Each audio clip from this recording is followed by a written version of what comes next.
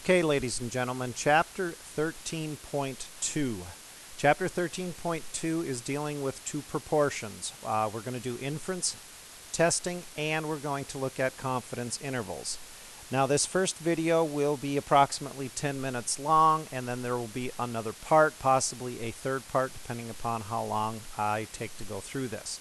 Now, as I am going through the video, obviously you can stop and pause it at any time. When we go over the examples, if you want to possibly try to figure out what needs to be written, like for the conditions and to do your z-test or figure out the numbers and stuff before I reveal them, please feel free to pause it at any time. Also, I will stop for a moment and pause before I continue in several spots. All right, so first of all, let's look at this handout that has the boxes on it. Confidence intervals for comparing two proportions. So the first thing we're going to do is talk about confidence intervals. Now, I can't stress enough. Details, details, details. There's going to be a slight difference between the conditions for confidence intervals and for the test statistic. And I will go over those, I will emphasize those heavily. So let's go ahead and take a look at this. And I apologize, when this printed, it did not print very clearly. So some of it might be a little bit hard to see.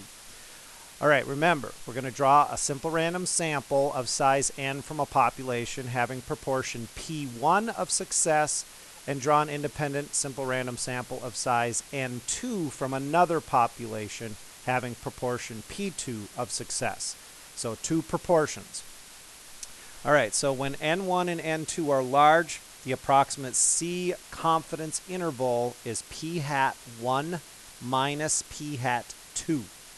Okay, and then this is our general formula right here. P hat sub 1 minus P hat sub 2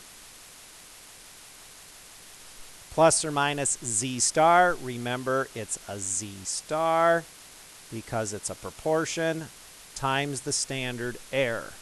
Now, the standard error for this, okay, look at it carefully.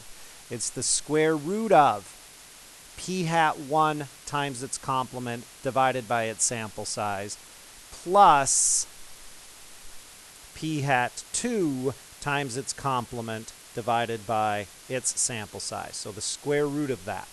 That's going to be slightly different when we do the z-test, the test statistic. Again, details. You've got to sit down and memorize these.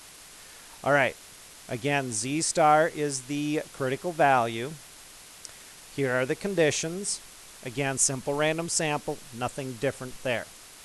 Normality. Okay, this is where there's going to be a difference between the confidence interval and the test statistic. So here in our confidence interval,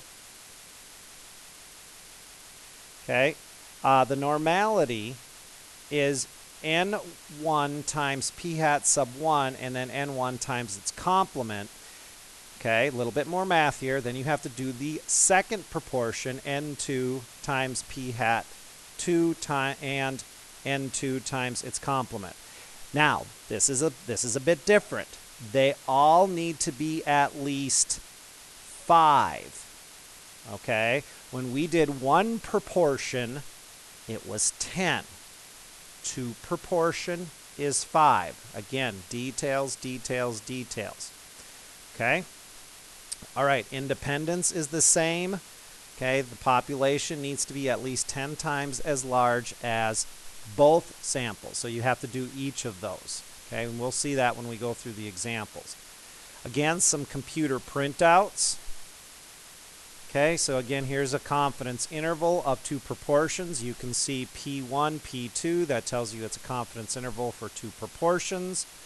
Okay, the difference, it tells you the sample size or the success for the first one and how many were in that sample.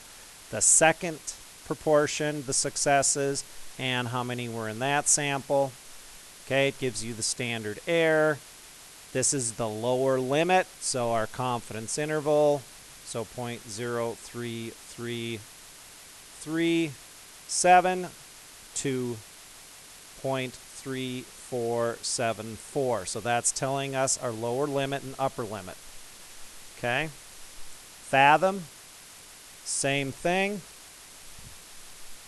Okay, just in a different format. You can see down here at the bottom, it gives us our difference plus or minus the standard error, and then right here is our confidence interval. Up here it tells us the sample size and the successes. All right, flip it over. Okay, significance test for comparing two proportions. So just like with means, we can say the null hypothesis is P sub 1 equals P sub 2. Okay, you can certainly do that. You could also do the null hypothesis is P sub 1 minus P sub 2 equals 0, just like with means. It's more common, though, to put P sub 1 equals P sub 2. Now remember, that means that there is no difference.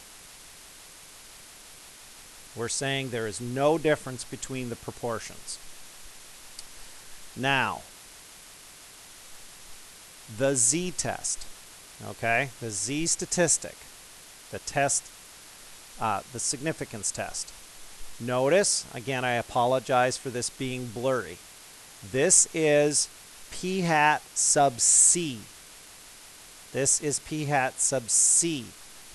Okay, what we're going to do here is we are going to combine them. So you're going to take the two proportions and you're going to add them together. Okay? And you'll see that in the example. Now, with means, we did not do that. With means, we kept them separate. But when we're doing a z-test, a test statistic for two proportions, we're going to need to combine the two proportions together. That's what we're going to use when we find the standard deviation for that. Okay? So you can see down here for normality, the estimated counts of success and failure, we're using the combined proportion. When we were doing confidence intervals, we were doing them individually. We're not combining them when we're checking normality. Again, details. I know that sounds really picky, but that's how it goes. Independence will be the same.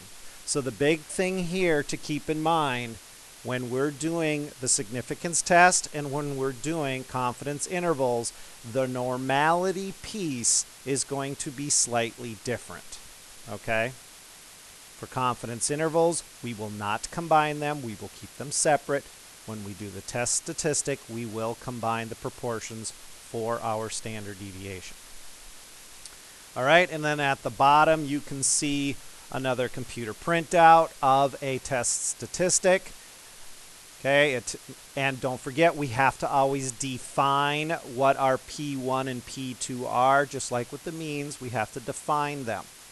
All right, and then you can see the information down at the bottom. It's pretty easy to see.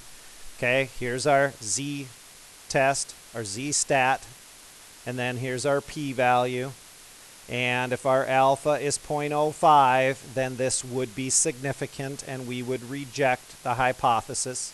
If the alpha level was 0.01, then we would not reject it because that is bigger than 0.01.